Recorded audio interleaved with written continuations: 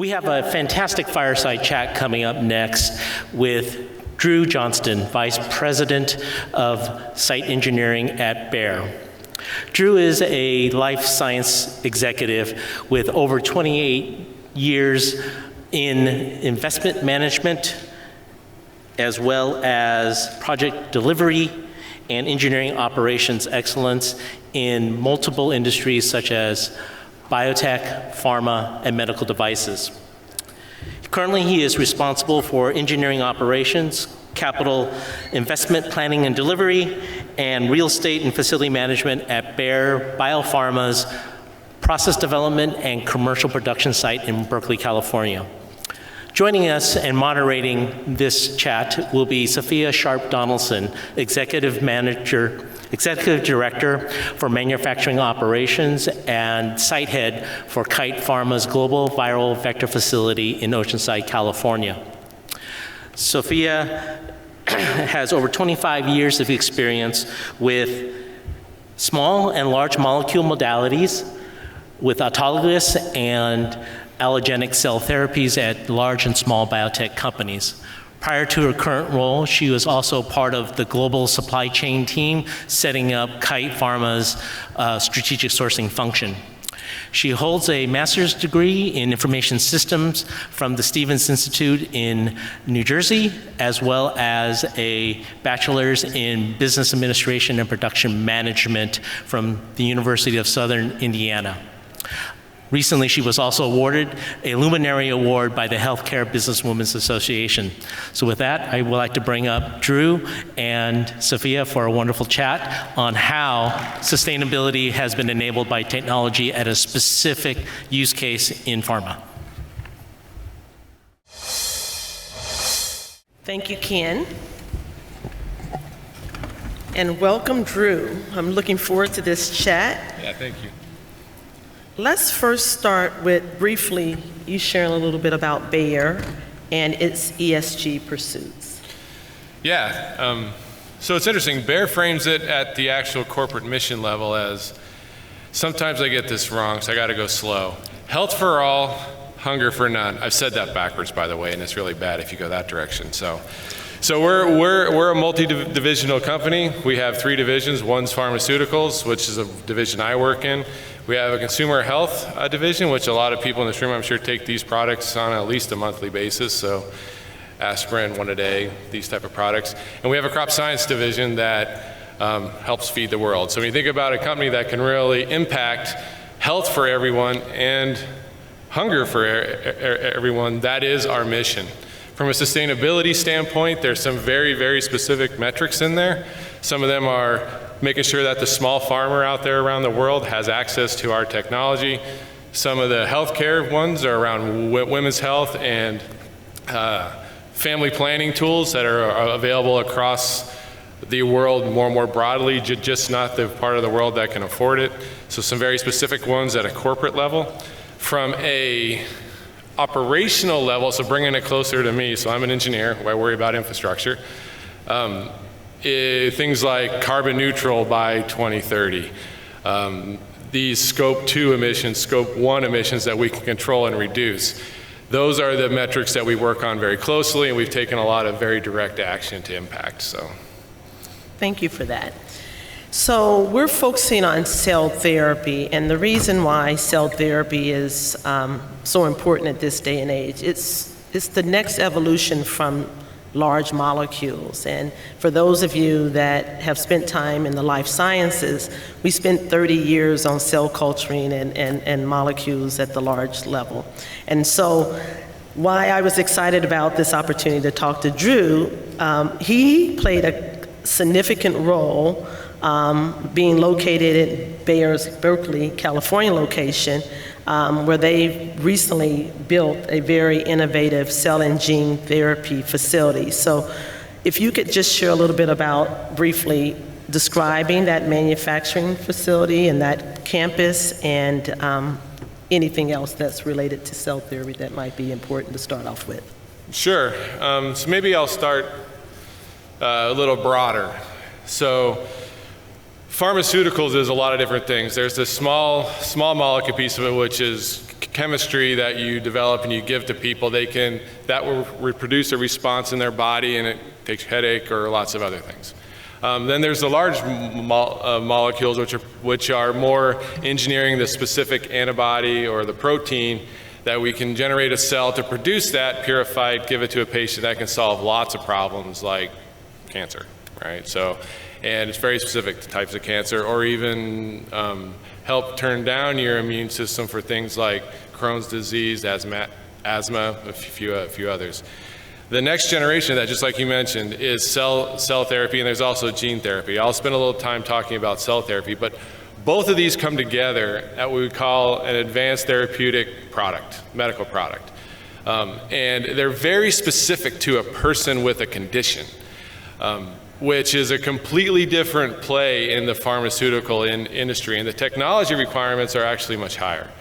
So let's think about this. So what's interesting is that there's this confluence of tech.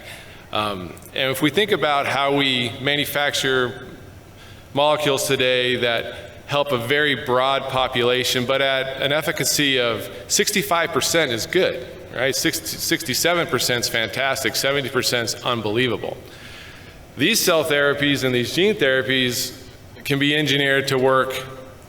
How about they just work? If you have the right biomarkers and it's in this specific condition, these therapies have the potential to actually work and move towards a cure. So just to get a little further on that, I'm probably way off our questions. So I'm gonna give her a workout. So if she looks nervous, that's I tend to ramble. So a couple things there. And I'll stick to the infrastructure and the sustainability side for a sec. Maybe we'll get to the next part of the question. But if you think about what it takes to generate a pharmaceutical, it's not easy. For example, 10 years ago, we developed a new product. It was commercially viable. We moved it from one facility, a clinical facility, to a commercial facility. That took us about 7 years and, I don't know, $250 million, right? The world can't pay for that for these more targeted therapies. When your patient population is much smaller and your target is much higher, you got to be able to run multiple facilities. You need to be able to put a new drug in a plant in over a weekend. And we actually got there. So it was an interesting problem, and I've had a couple of jobs in the biotech space here within Bayer. One of them was actually thinking about that challenge and thinking about how do we leverage all this external innovation out there, brilliant people thinking of brilliant things in a lab. How do you get that out of a lab into the clinic? How do you get out of that clinic to a commercial viable patient on a routine basis very quickly, that mind to market, and speed it up? So what we did is we kind of flipped the parameter. Instead of heavy installed industry, we moved to a single use, which the industry has been doing anyway. We're pushing that.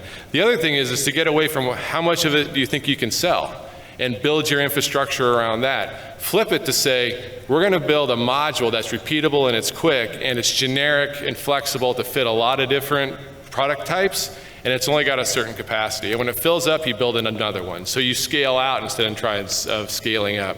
That takes the burden on the scientists way down for when they can move it from into the clinic, and is an exponential decrease in complexity moving it from the clinic into commercial. So when you think about heavy sustainability and the resources we put into the infrastructure, it's drastically different. We have one facility that can do multiple things instead of having to rebuild one every single time. Think about it that way. Also, the capital investment is 25%. And the time to build it is about 15%. So the business loves it too, because you can wait a long time to call that investment. And then when you actually make it, you're pretty confident you're going to be able to use it, which again, there we go. So thank you for that background. So with all of that, why did Bayer decide to build a cell and gene therapy facility? And tell us a little bit about that state-of-the-art facility and what was the business drivers and/or ESG drivers to that specific. Yeah, that's an excellent point. So we have a fairly large biotech site in Berkeley, California. It's one of the few fully integrated biotech sites on the planet. Some people think they do, but after we talk a little bit, they don't. We do. So that infrastructure is there, right? So you want to leverage as much of that infrastructure as possible. And when I say infrastructure, I expand that to people too. The people who understand this science are also in this region, the life science environment in California. So there is a lot going on in cell therapy. There is a lot going on in gene therapy. A lot of it is very early.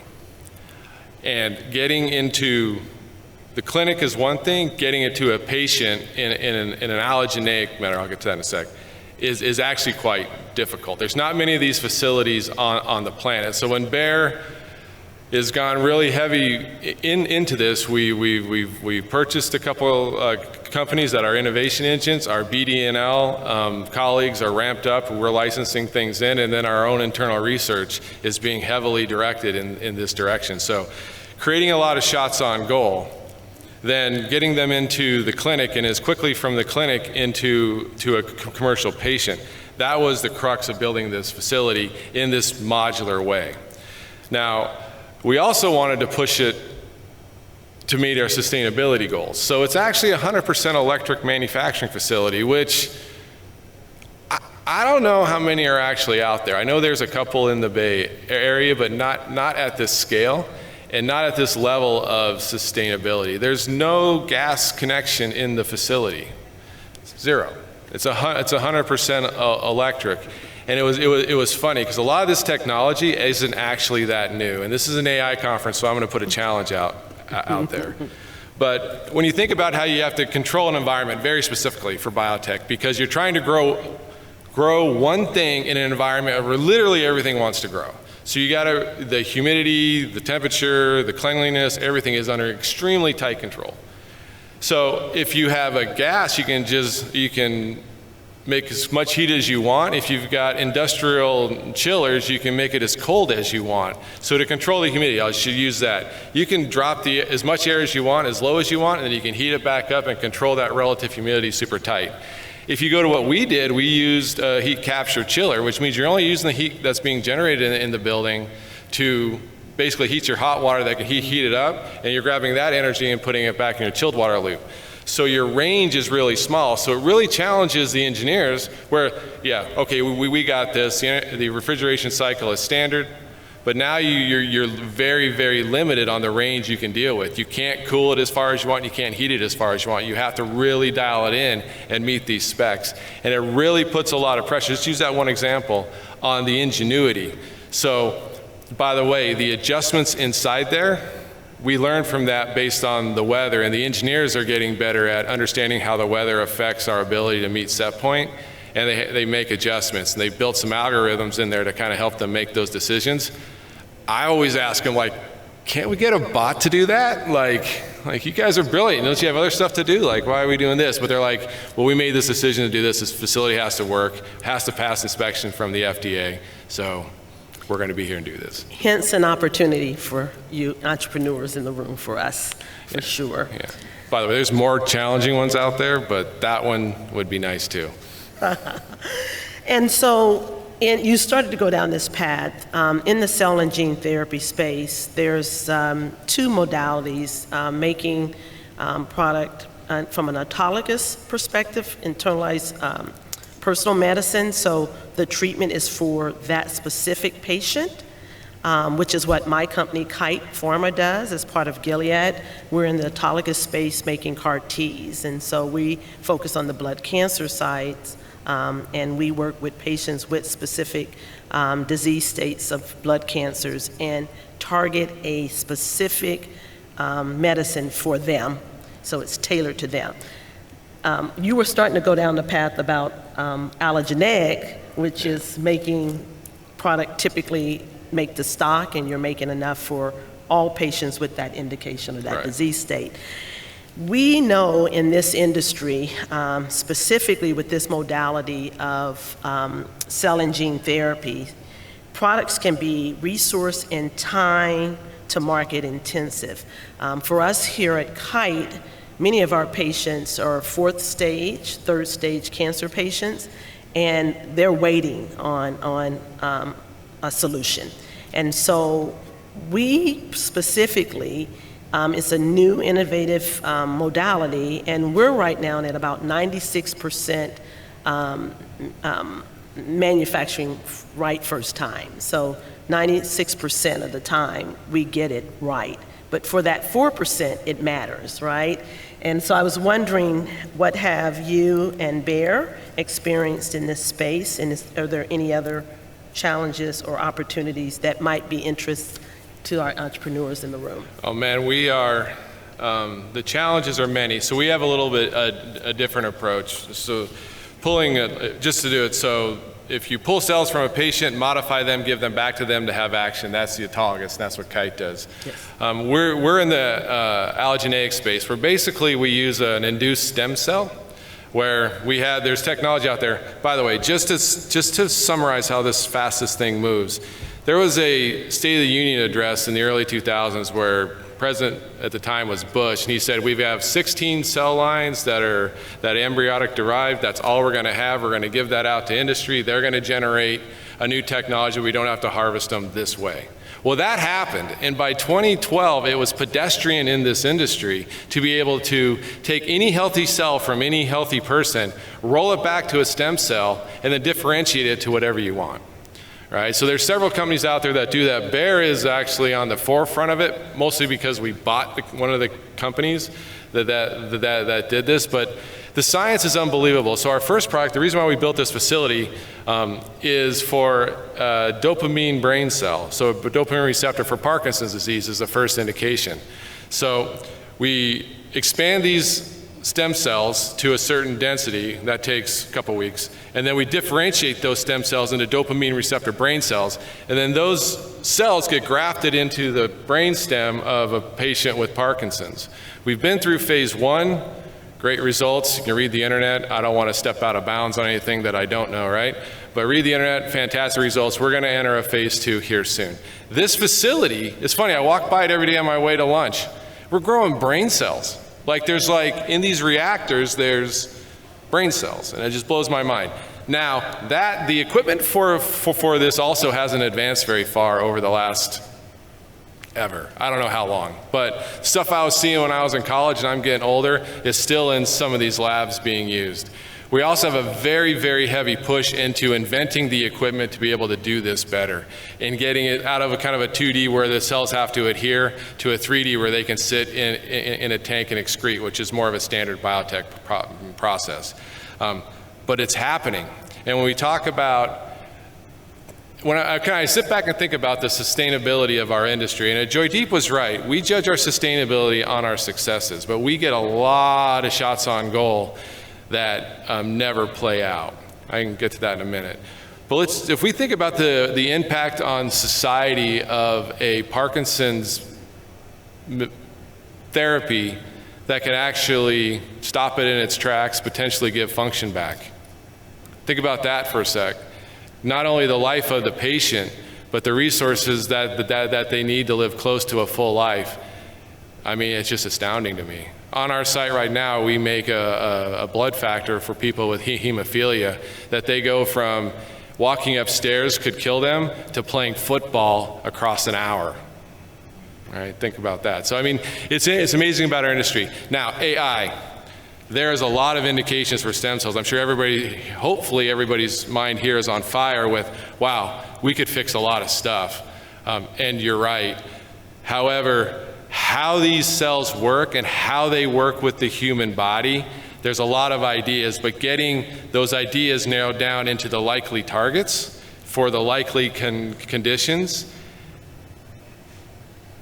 I know it's obviously not impossible, but there's a huge amount of resources there. And when we think about the infrastructure we need to do this, if 3 products come out of research every single year, then we get them into a lab, and they need to stay in the lab for 4 years before they get to the clinic, is that if they move through in 4 years, great, then we can kind of predict a certain level of infrastructure, but that's not what happens. Too many come out, and they stay in the lab too long. So you end up having 5 times the footprint, in theory, that you could need if you could actually have some better decision making earlier in the lab. There's also some breaking of human nature here. If you've spent a couple years working on something and it's not working the way you thought, your willingness to give up is, I mean, Jensen talked about it this morning. There's a lot of fortitude in the people that drive innovation. but sometimes they need to give up, right? So some information and some help there on indicators, and the information that we generate internally, if we can just use it for the next product better, outstanding. Outstanding. And it's funny, he also mentioned it. I really think the value of pharma companies, I'm off track here, but I think this is I'm going to fun. get you back on Okay, here. you're going to get me back. But when you think about the value of a pharma company, we're at an AI conference, so I think I can go there. Think about the value of a pharma company. Our internal data in just a few years, I mean, right now it has a lot to do with our corporate value. It will be all of our corporate value, the training data set that we generate from our internal operations to inform our next products will be the value of these companies. Forget about the infrastructure, forget about the people. That data set that we have and our ability to use it for our people is the value of a company. So. Thank you, Drew. So I'm going to close with this one question, since this is a tech conference. What technology capabilities do you think we need to emerge or be refined to optimize, whether it be cell gene therapy or biopharma manufacturing or operations, to be better for our patients? What would you leave us with? Well, I would leave it as a broad category, as in the ability for us to collect and characterize the information we have available to us every single day, visualize the gaps in it, and let us ask questions to it so it can inform us of our next step. Joydeep mentioned one this morning. We do, on the site I work on, we do 20,000 work orders a year on maintaining our systems.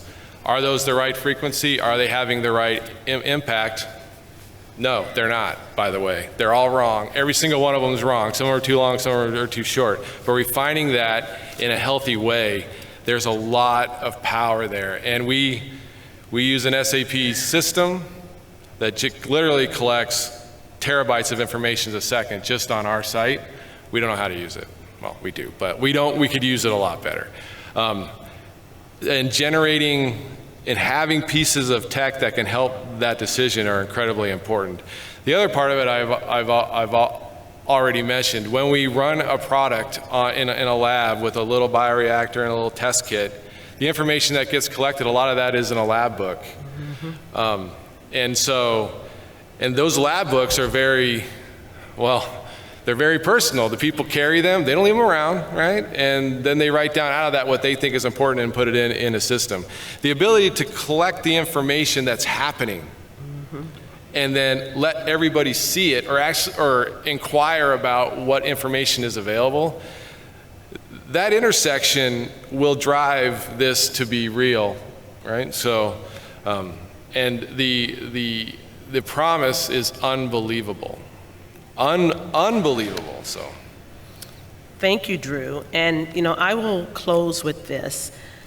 We're in an innovative space. There's so many opportunities. It's just digging, right? Because patients are waiting, and I think we're on the cusp of making a significant leap in healthcare and what we do for our patients. And so I think there's plenty of opportunities for entrepreneurs. And then when we shift it and close it back to ESG, our neighbors, our patients, they need an environment that if we give them cures or life-sustaining medicines, they should be able to return to an environment where they don't have to worry about maybe incurring something that brings them right back to something of a different state later. So I'd like to thank Drew for your insightfulness. And now back to Ken. Back to Ken. Thank you very much.